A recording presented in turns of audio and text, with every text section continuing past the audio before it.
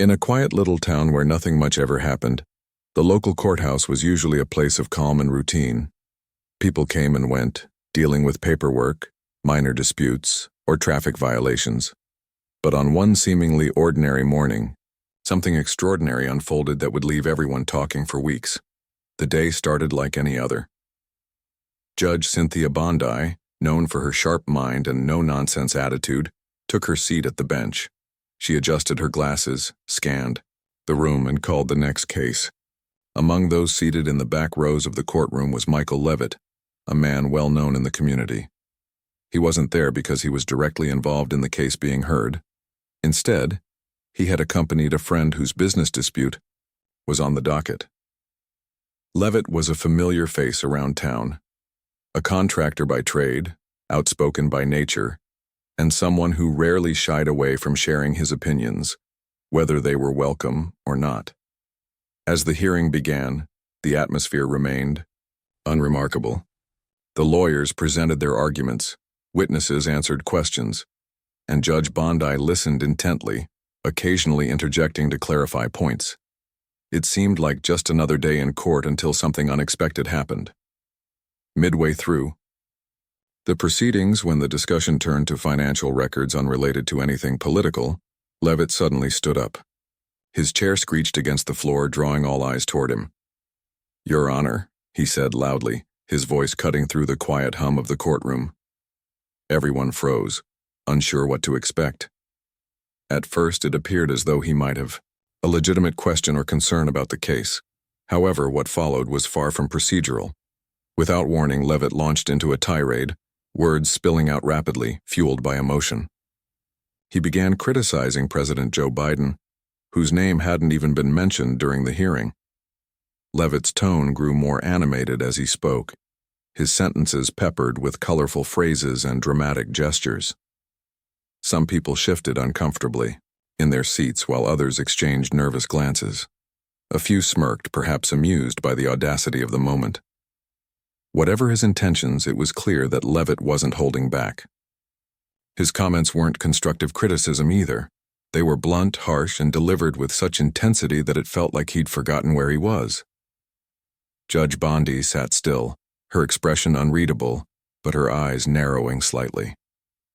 She had dealt with difficult individuals before, but this was different. This wasn't a private conversation or a casual remark made outside the courtroom. It was a full-blown interruption during official proceedings. Her authority, along with the dignity of the court, was being challenged right in front of everyone. "Mr. Leavitt," she said firmly, raising her hand to silence him, "you are out of order." But Leavitt didn't stop. If anything, her words only seemed to embolden him further. He continued speaking, his volume rising as if trying to drown out her command. The bailiff stepped forward cautiously, unsure how far this would escalate. Spectators leaned forward, some curious, others horrified. Was he really going to keep going? Did he not realize the gravity of what he was doing? Finally, Judge Bondi slammed her gavel down hard, the sharp crack echoing through the room like a thunderclap. "Enough!" she barked, her voice cutting through the chaos like a knife. For a brief moment, the entire courtroom held its breath. Even Leavitt paused, though his posture suggested defiance rather than submission. The judge leaned forward, fixing him with a steely gaze.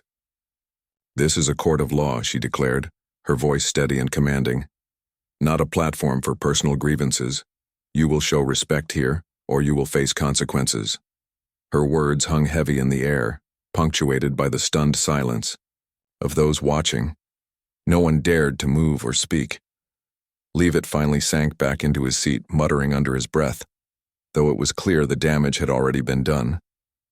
What had begun as a mundane legal proceeding had transformed into something entirely unpredictable, and the real drama was only just beginning.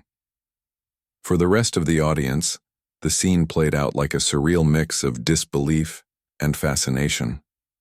Some sympathized with Leavitt, thinking his passion, however misplaced, stemmed from genuine frustration. Others sided with the judge, believing that decorum and respect were non-negotiable in such a setting. Regardless of where anyone stood, one thing was certain. The calm rhythm of the courthouse had been shattered, replaced by an electric tension that promised more twists ahead. Little did they know, the events of the next few minutes would turn this incident into a story that wouldn't soon be forgotten, not just in their small town but far beyond its borders. Judge Cynthia Bondi's patience, though legendary in the legal community, had its limits, and Michael Leavitt had just pushed her to the edge. The courtroom, once buzzing with murmurs and shuffling papers, now felt like a pressure cooker about to explode. Every eye was fixed on the judge as she sat upright, her expression unreadable but her presence commanding. She didn't raise her voice again. Instead, she spoke calmly, deliberately, each word landing like a hammer strike. "Mr. Leavitt," she began, her tone icy, yet controlled. "You have disrupted these proceedings in a manner that is both disrespectful and unacceptable. This court demands decorum, and your behavior has crossed every boundary." Leavitt shifted uncomfortably in his seat, his earlier bravado wavering under the weight of the judge's authority. For the first time since he'd stood up, he seemed unsure of himself. Still, he wasn't ready to back down completely. He muttered something under his breath, perhaps an apology, perhaps another defiant remark, but it was too soft for anyone to hear clearly. Whatever it was, it didn't matter. Judge Bondi wasn't interested in half-hearted gestures or whispered excuses. "This court does not tolerate contempt," she continued, her voice rising slightly as she emphasized her point. "You will be held accountable for your actions today." With that, she turned to the bailiff standing nearby and nodded almost imperceptibly. The message was clear. This situation required immediate action.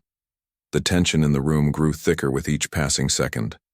Spectators exchanged uneasy glances, some leaning forward in anticipation while others sank deeper into their seats, as if trying to disappear.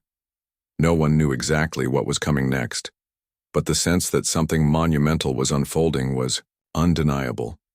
Even the lawyers involved in the original case temporarily forgot about their arguments, their attention fully captured by the unfolding drama. Then came the announcement that would leave everyone reeling.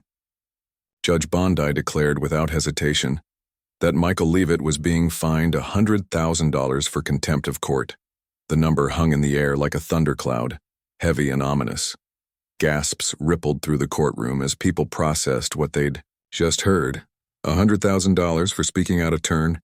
It was an astronomical sum, far beyond what most people in the room could imagine paying for anything, let alone a momentary lapse in judgment. Leavitt's face turned pale, then flushed red with anger. His hands clenched into fists, and for a brief moment it looked like he might bolt from his seat. But he stayed put, glaring at the judge with a mixture of disbelief and fury. "This is ridiculous," he shouted, his voice cracking slightly. "I have rights. You can't do this to me." The judge, unfazed by his outburst, simply adjusted her glasses and replied coolly, "Your rights end where my courtroom begins. If you choose to challenge the rules of this court, you must accept the consequences." Her words were firm, leaving no room for negotiation or debate. By now, the atmosphere in the room had shifted entirely. What had started as mild curiosity had morphed into palpable unease. Some spectators sympathized with Leavitt, whispering among themselves about how harsh the punishment seemed. Others nodded approvingly, agreeing that respect for the judicial system was paramount, and that such blatant disregard couldn't go unpunished. Either way, everyone was riveted, unable to look away from the spectacle unfolding before them. Leavitt, still fuming, tried one last desperate attempt to salvage the situation. "I'm sorry, Your Honor," he said, though his tone suggested anything but sincerity. "I didn't mean any harm. Can we please start over?" But Judge Bondi wasn't swayed. "Apologies are meaningless unless accompanied by genuine remorse and respect for the law," she responded, "and your continued interruptions only reinforce the need for this decision." As the reality of the fine sank in, Leavitt slumped, back in his chair, visibly defeated. The enormity of the penalty loomed over him like a dark shadow. How could he possibly pay such an amount? Would he lose everything he owned? The questions swirled in his mind, overwhelming him. Yet despite his predicament, he couldn't help but mutter under his breath, his frustration simmering just below the surface. Meanwhile, the rest of the courtroom remained eerily silent. The original case was all but forgotten, relegated to the background as the focus shifted entirely to Leavitt and the judge. Lawyers scribbled notes furiously, aware that this incident would likely become a topic of discussion in legal circles for years to come. Reporters who happened to be present for unrelated hearings quickly texted updates to their editors, knowing they had stumbled upon a story that would dominate headlines. For Judge Bondi, the decision hadn't been made lightly. She understood the gravity of imposing such a severe penalty, especially in a public setting, but she also believed that allowing Leavitt's behavior to go unchecked would undermine the integrity of the court. In her view, the rule of law depended on accountability, and accountability meant enforcing consequences when boundaries were crossed. As the minutes ticked by, the tension in the room reached a fever pitch. People began to wonder what would happen next. Would Leavitt storm out in protest? Would he agree to pay the fine, however reluctantly? Or would the judge take even more drastic measures? No one had long to wait. Just 7 minutes after announcing the fine, Judge Bondi made another decision that would send shockwaves through the courtroom and set the stage for the next chapter in this extraordinary saga. The courtroom was still buzzing with disbelief when Judge Bondi made her next move. 7 minutes had passed since the staggering $100,000 fine was announced, but it felt like an eternity to everyone present. Michael Leavitt sat slumped in his chair, visibly shaken yet simmering with anger. His face was a mix of frustration and defiance, his eyes darting around as if searching for some way out of this nightmare. He wasn't ready to give up, not yet, but Judge Bondi wasn't done with him. Her patience, already stretched thin, had reached its breaking point. Leavitt's muttered comments under his breath, though quieter now, were enough to push her over the edge. To her, it wasn't just about the initial outburst anymore. It was about his refusal to accept responsibility or show even a shred of respect for the court. Every whispered remark, every clenched fist, every defiant glare reinforced her belief that further action was necessary. "Mr. Leavitt," she said sharply, cutting through the tense silence. Her voice carried an authority that demanded attention, silencing the faint murmurs rippling through the room. "Your behavior continues to disrupt these proceedings. You have demonstrated a blatant disregard for the dignity of this court and the rule of law." Leavitt looked up at her, his jaw tightening. "I haven't done anything wrong," he protested, his voice rising again. "This is ridiculous. You're punishing me for speaking my mind." Judge Bondi didn't flinch. If anything, her expression hardened further. "Speaking your mind does not grant you the right to disrupt a court of law," she replied sternly. "You will address this court with respect or you will leave it in handcuffs." Her words hung in the air like a challenge, daring him to test her resolve. And Leavitt, stubborn as ever, couldn't resist taking the bait. "Fine," he shot back, throwing his hands up in exasperation. "Go ahead and arrest me then, see if I care." It was all the judge needed to hear. Without hesitation, she turned to the bailiff standing nearby and gave a single nod. The message was clear. It was time to take action. The bailiff stepped forward immediately, his movements calm but deliberate. He approached Leavitt, who suddenly seemed to realize the gravity of what was happening. His bravado faltered, replaced by a flicker of panic. "What are you doing?" Leavitt asked, his voice tinged with alarm as the bailiff gestured for him to stand. "Wait, no, you can't do this." But the bailiff didn't respond. Instead, he calmly instructed Leavitt to rise from his seat. For a moment, it looked like Leavitt might resist, his body tensing as if preparing for a fight. But then, perhaps realizing the futility of struggling against two armed officers of the court, he reluctantly stood up. His shoulders sagged, but his eyes burned with indignation as the bailiff began reciting the standard protocol for someone being taken into custody. "You are under arrest for contempt of court," the bailiff said firmly, his tone devoid of emotion. "Please place your hands behind your back." Leavitt hesitated, his chest heaving as he struggled to process what was happening. Arrested? For speaking out? It seemed surreal, almost impossible. Yet there was no mistaking the seriousness of the situation. As the cold metal of the handcuffs clicked into place around his wrists, reality hit him like a freight train. This Wasn't just a slap on the wrist, it was a full-blown legal battle, one that would follow him long after he left the courthouse. The courtroom erupted into chaos. Spectators gasped audibly, some covering their mouths in shock while others exchanged wide-eyed glances. Lawyers whispered furiously among themselves, debating the legality of the judge's decision and speculating about how far this case might go. Reporters scribbled notes at lightning speed, knowing they were witnessing something unprecedented. Even the original case being heard that day, the reason most people were in the courtroom to begin with, was completely forgotten. As Leavitt was led away, his protests echoed off the walls. "This is insane," he shouted, his voice cracking with emotion. "I didn't break any laws. Free speech is a right, not a crime." His words grew louder as he neared the door, drawing more attention than ever before. Some spectators nodded, sympathetically, agreeing that the punishment seemed excessive. Others shook their heads disapprovingly, believing that Leavitt had brought this upon himself through his reckless behavior. Judge Bondi watched silently as the scene unfolded, her expression unreadable. She knew the backlash would come. Critics would accuse her of overstepping her authority, of using the court's power to silence dissent. But she also knew that moments like this defined leadership. Upholding the integrity of the judicial system meant making tough decisions even if they weren't popular.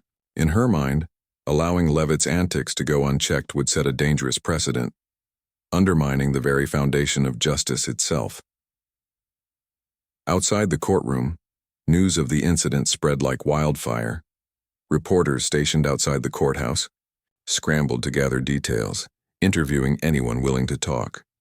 Social media lit up with reactions ranging from outrage to admiration. Some praised Judge Bondi for standing firm against disrespect, hailing her as a champion of law and order. Others condemned her actions, arguing that arresting someone for expressing their opinions, even rudely, was a step too far. For Leavitt, the ordeal was far from over. As he was escorted to a holding cell, his mind raced with questions. What would happen next? Would he be released on bail? Could he afford a lawyer to fight the charges? And most importantly, how had things spiraled so out of control in such a short amount of time? Back in the courtroom, Judge Bondi called for order, attempting to refocus everyone's attention on the original case. But it was clear that nothing could erase the memory of what had just transpired. For better or worse, this incident would leave a lasting mark, not only on those who witnessed it firsthand, but on the broader community as well. The line between free expression and courtroom decorum had been tested, and the fallout was only beginning. As the day wore on, the courthouse emptied out, leaving behind an eerie quiet, but the echoes of Leavitt's outburst and Judge Bondi's response would linger for days, weeks, and possibly years to come. The story was far from over, and its resolution would hinge on whether justice could truly balance accountability with fairness. By the time Michael Leavitt was led out of the courtroom in handcuffs, the story had already begun to take on a life of its own. Word spread quickly, first through whispers among courthouse staff and visitors, then via hurried phone calls and text messages.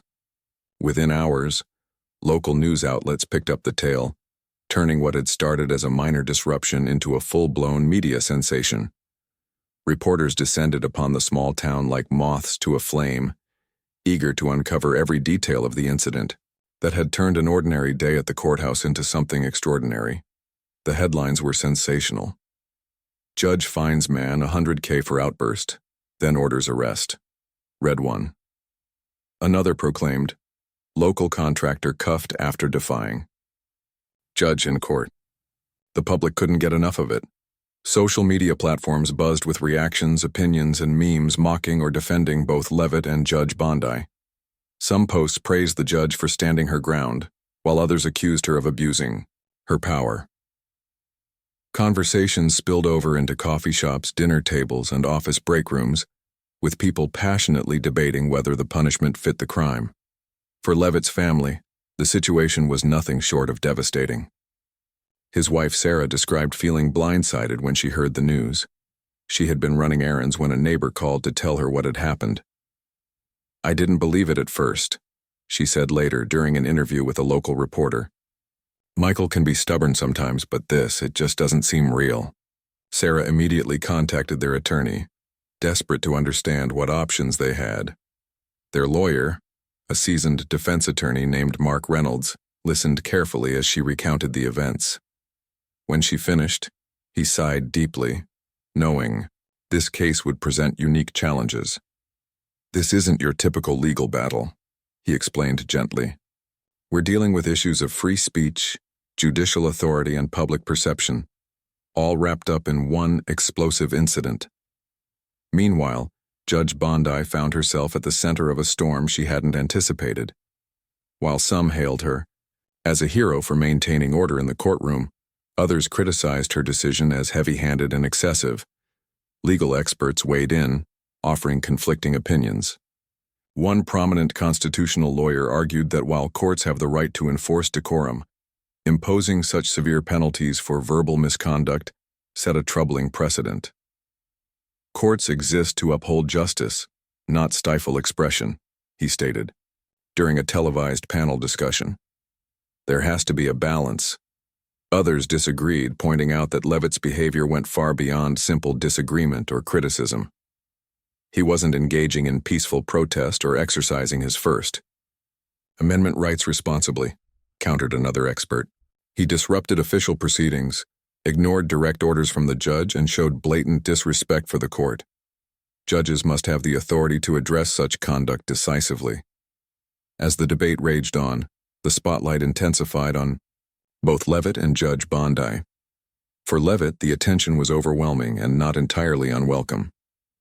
Despite the gravity of his situation, he seemed determined to use the controversy to his advantage.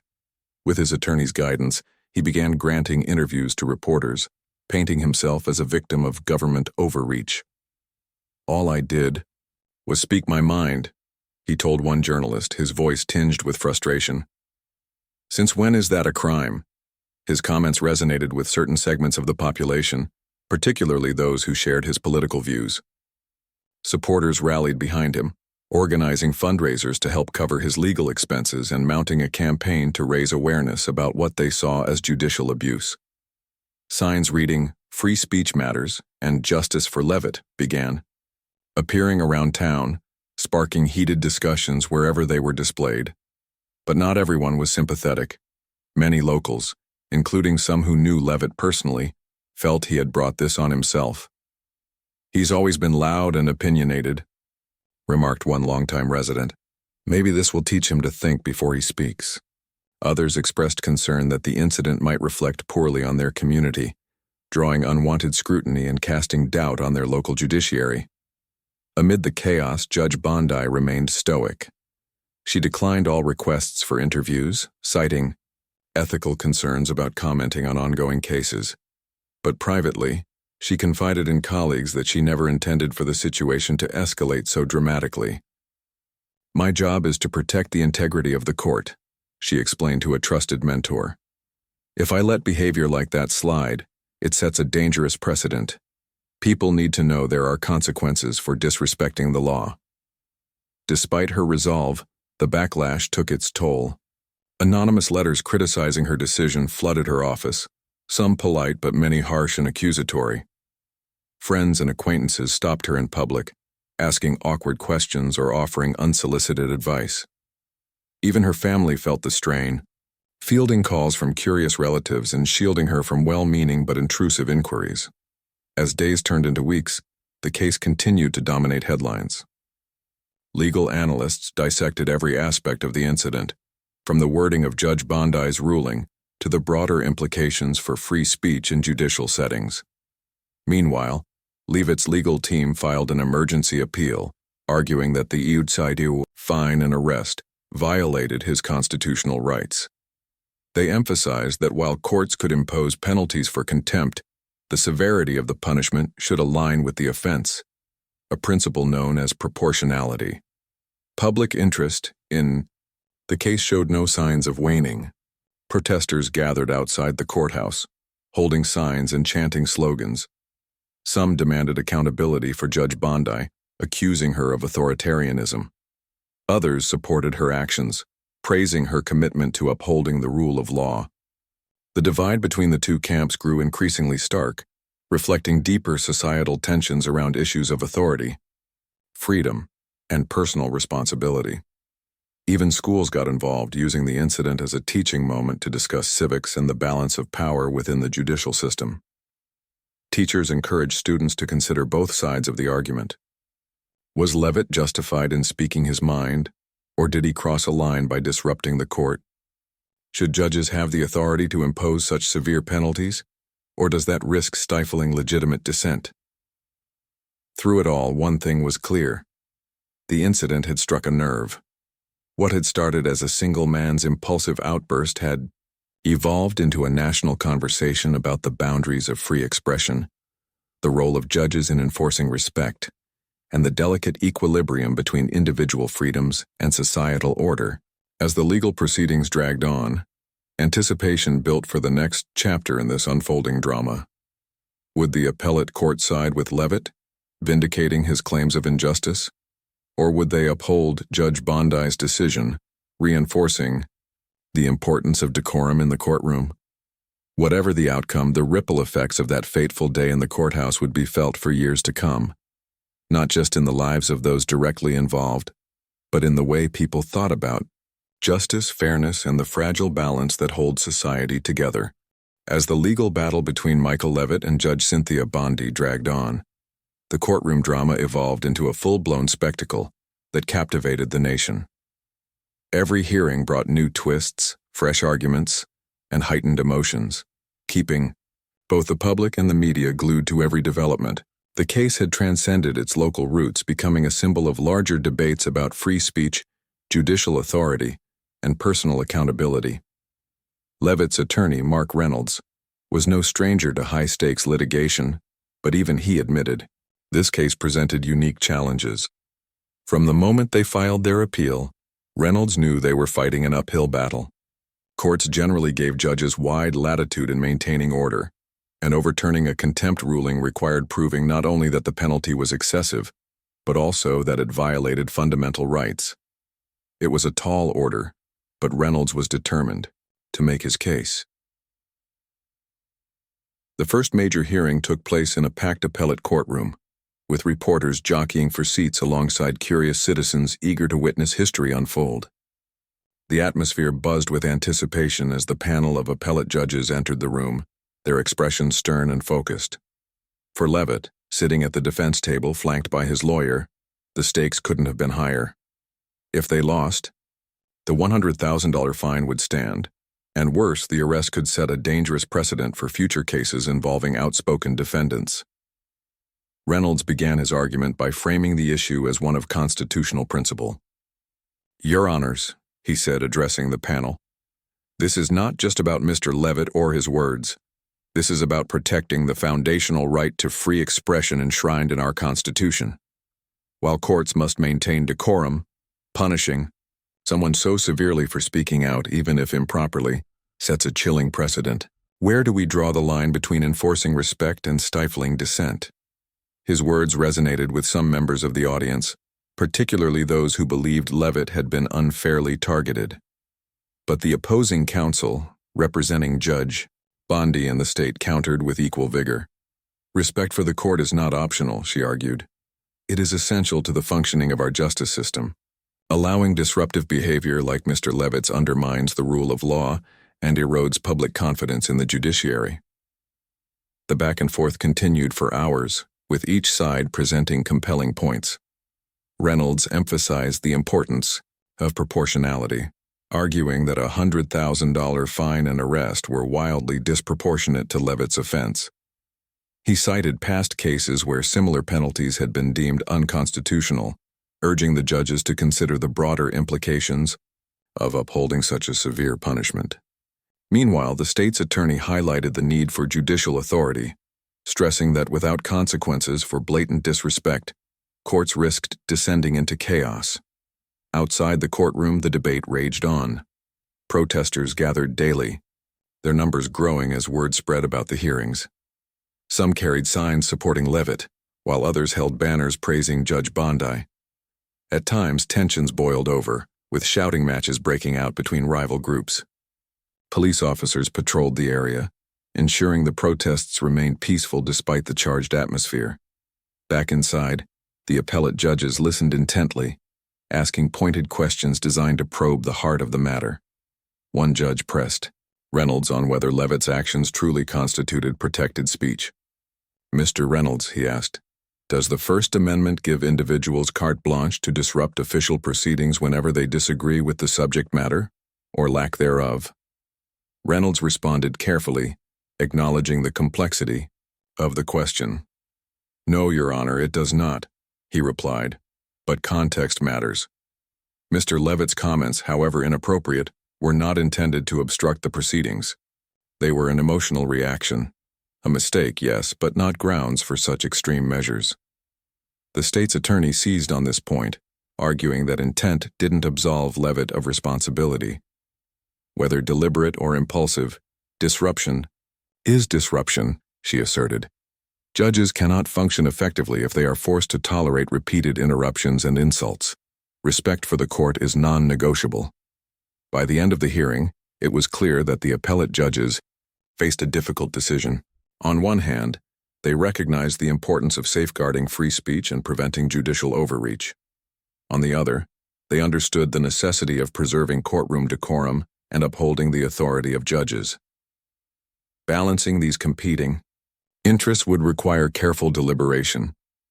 In the weeks that followed, the case dominated headlines once again. Legal analysts dissected every detail of the arguments, speculating about how the judges might rule. Social media lit up with hashtags like #Free Leavitt and #Support Our Judges, reflecting the deep divisions in public opinion. Even late-night talk show hosts weighed in, turning the controversy into fodder for jokes and commentary. For Leavitt, the wait was agonizing. He spent countless hours poring over documents with his lawyer, preparing for every possible outcome. His family rallied around him, attending rallies and speaking out in support of his cause. Sarah, his wife, became a vocal advocate, giving interviews and writing op-eds defending her husband's character. "Michael isn't perfect," she wrote in one piece, "but he's not a criminal. He deserves a fair chance to prove that his intentions weren't malicious." Judge Bondi, meanwhile, maintained a dignified silence throughout the process. She avoided public appearances and declined further interviews, focusing instead on her duties as a jurist. Privately, however, she reflected on the toll the case had taken, not just on her reputation, but on her faith in the system she served. "I did what I thought was right," she confided in a close friend. "But sometimes doing the right thing comes at a cost." Finally, after months of deliberation, the appellate court issued its ruling. The decision was nuanced, splitting the difference between the two sides. While the judges upheld the contempt charge itself, they agreed that the $100,000 fine was excessive and reduced it to a more manageable amount, $5,000. They also ruled that the arrest had been unnecessary given the circumstances, though they stopped short of condemning Judge Bondi outright. The verdict sparked immediate reactions. Supporters of Leavitt celebrated the reduction in the fine, hailing it as a victory for free speech. Critics of Judge Bondi seized on the reversal, accusing her of overstepping her bounds. Others praised the appellate court for striking a balance, recognizing the need for both accountability and fairness. For Leavitt, the ruling brought a mix of relief and frustration. While the financial burden was now bearable, he remained bitter about the ordeal. "This shouldn't have happened in the first place," he told reporters outside the courthouse. "But I'm glad people are paying attention. Maybe something good can come out of all this." As the dust settled, the incident left a lasting mark on everyone involved. For Judge Bondi, it served as a reminder of the complexities of wielding authority. For Leavitt, it underscored the power and peril of speaking one's mind. And for the public, it reignited important conversations about the delicate balance between individual freedoms and societal order. Though the case was resolved, its lessons would resonate for years to come. The appellate court's ruling brought a sense of closure to the case, but it also left lingering questions about what had truly been resolved. For Michael Leavitt, the reduced fine of $5,000 was a relief compared to the original $100,000 penalty, But it did little to erase the emotional toll the ordeal had taken on him and his family. The arrest, the media scrutiny, and the months spent fighting in court had left deep scars. Though he tried to move forward with his life, the incident continued to haunt him. Leavitt returned to work as a contractor, but things weren't the same. Some clients who had once trusted him now hesitated to hire him, fearing association with controversy. Others, inspired by his defiance, sought him out specifically, eager to support someone they saw as a champion of free speech. This mixed reception made it difficult for Leavitt to feel fully at peace. On one hand, he appreciated the solidarity from those who stood by him.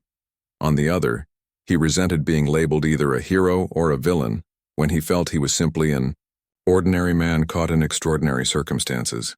Sarah, his wife, worked tirelessly to help rebuild their lives.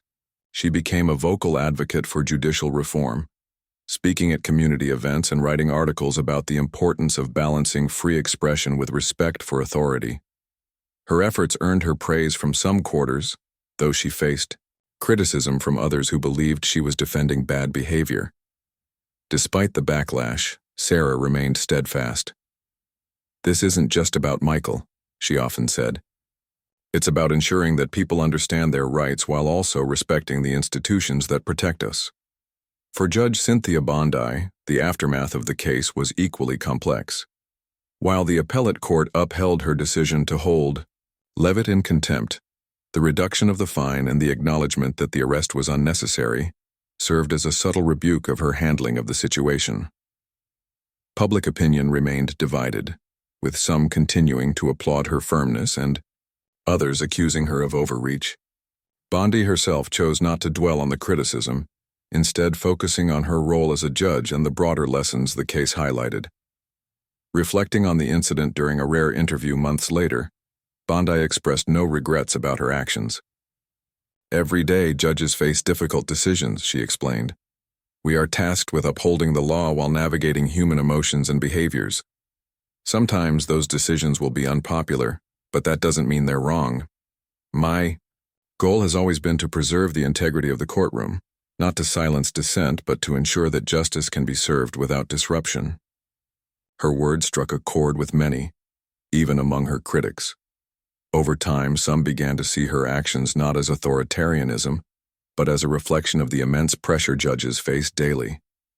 Legal experts noted that the case underscored the delicate balance judges must strike between enforcing rules and respecting individual freedoms, a challenge that becomes infinitely more complicated when emotions run high. As the months passed, the story faded from national headlines, replaced by newer controversies and scandals, but its impact endured. In classrooms across the country, teachers used the case as a teaching tool to spark discussions about civics, ethics, and the rule of law. Students debated whether Leavitt's behavior warranted such severe consequences, or if Judge Bondi's response was justified. These conversations revealed how deeply personal the issues were, with opinions varying widely based on individual values and experiences. The legal community, too, grappled with the implications of the case. Law schools incorporated it into their curricula, using it as a case study to explore the boundaries of judicial authority and the limits of free speech. Some argued that the incident demonstrated the need for clearer guidelines regarding contempt citations, suggesting that standardized procedures could prevent similar disputes in the future. Others contended that such cases were inherently subjective and required judges to exercise discretion based on the unique circumstances of each situation. In the small town where it all began, life slowly returned to normal, or as close to normal as possible after such a dramatic event. The courthouse resumed its routine operations, though occasional protests still popped up outside, reminding everyone of the unresolved tensions. Locals continued to debate the case over coffee and dinner, their views shaped by personal beliefs and allegiances. For some, the incident reinforced their faith in the judicial system. For others, it raised troubling questions about fairness and accountability. Leavitt himself remained a polarizing figure. To his supporters, he was a symbol of resilience and courage, a man willing to stand up for his convictions even when it cost him dearly. To his detractors, he was a cautionary tale, proof that unchecked impulsiveness could lead to unintended consequences. Despite the mixed reactions, Leavitt insisted he wouldn't change much if given the chance to do it all over again. "I regret how things escalated," he admitted during a local radio interview. "But I don't regret speaking my mind. If anything, this whole experience has taught me the importance of knowing your rights and fighting for them when necessary." Ultimately, the case became more than just a courtroom drama. It was a mirror reflecting societal attitudes toward authority, freedom, and responsibility. It forced people to confront uncomfortable truths about themselves and their communities, challenging long-held assumptions and sparking meaningful dialogue. Whether viewed as a triumph of free speech or a lesson in judicial decorum, the story of Michael Leavitt and Judge Cynthia Bondi served as a reminder of the complexities inherent in balancing competing ideals. Years later, when the details of the case had blurred into memory, what remained was its enduring legacy, a testament to the power of conversation, the fragility of trust, and the constant negotiation between order and liberty. For those who lived through it, the incident was a turning point, a moment that tested their beliefs and reshaped their understanding of justice. And for future generations, it stood as a poignant example of how even the smallest acts of defiance can ripple outward, shaping laws, lives, and legacies in ways no one could have predicted.